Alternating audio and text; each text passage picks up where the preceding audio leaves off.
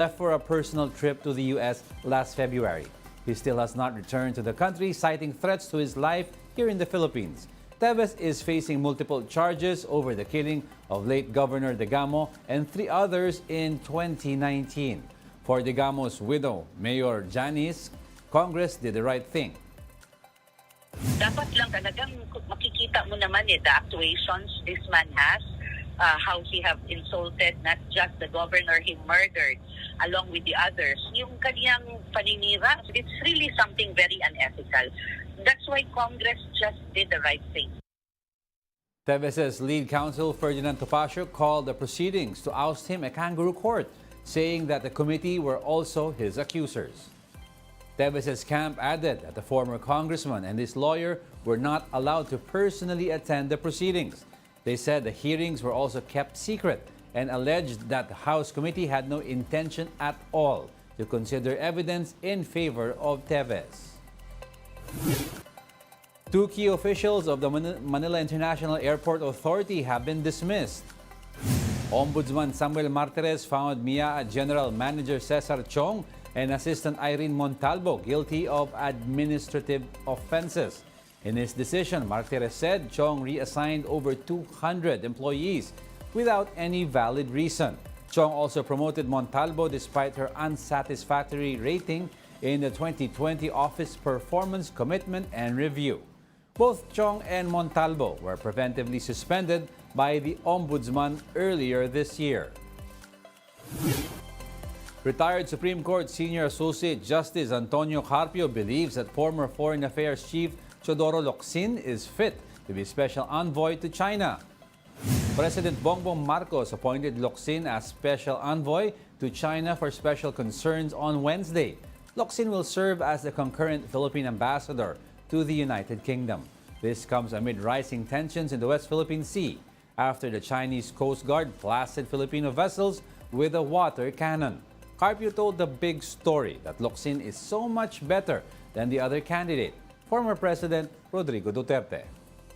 I think he's a good choice because the other guy being recommended is former President Duterte, but I think that will be very bad because Duterte is pro-China, and if we need somebody to speak for the Philippines, it must be somebody who has a good track record defending our sovereign rights in the West Philippine Sea. We'll be back with more stories after the break. Keep it here on One News.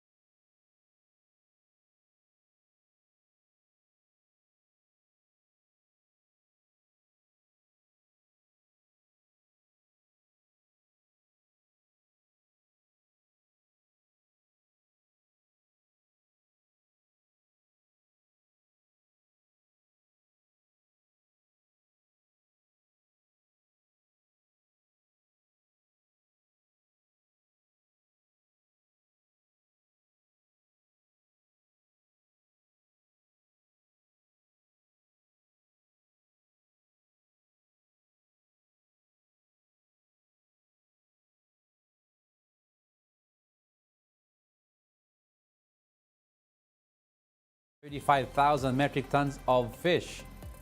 These will include frozen round scat, mackerel, and moonfish for wet markets in the last quarter of the year. At least 80% of the volume is allocated to commercial importers and the rest to cooperatives. Importers must have a cold storage facility or warehouse lease agreement before the issuance of clearances. They are also encouraged to immediately trade imported fish to ensure there is no overlap with the local catch. Travelers may need to shell out more money for airline tickets by next month. The Civil Aeronautics Board said airfares will increase in September due to a fuel surcharge. From level 4 this August, it has been raised to level 6. This means for domestic tickets, passengers can expect an additional of 185 to 665 pesos, and from 600 up to 4,500 pesos for international flights to cover fuel costs. The Mall of Asia Globe in Pasay City lights up for the upcoming FIBA World Cup.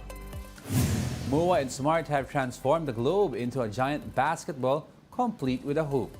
Definitely a fitting homage to the FIBA World Cup, which will be co-hosted by the Philippines. Public school classes and government work in Metro Manila and Bulacan are suspended on August 25 to give way for the opening day of the FIBA World Cup to be held at the Philippine Arena. And that's it for this hour. Join us again at 9 a.m. as we continue to monitor the day's biggest stories. I'm Diego Castro. We are One News. The FIBA World Cup starts August 24. Support Gilas, support Team Pilipinas. Watch, buy tickets to the biggest sports event of the year.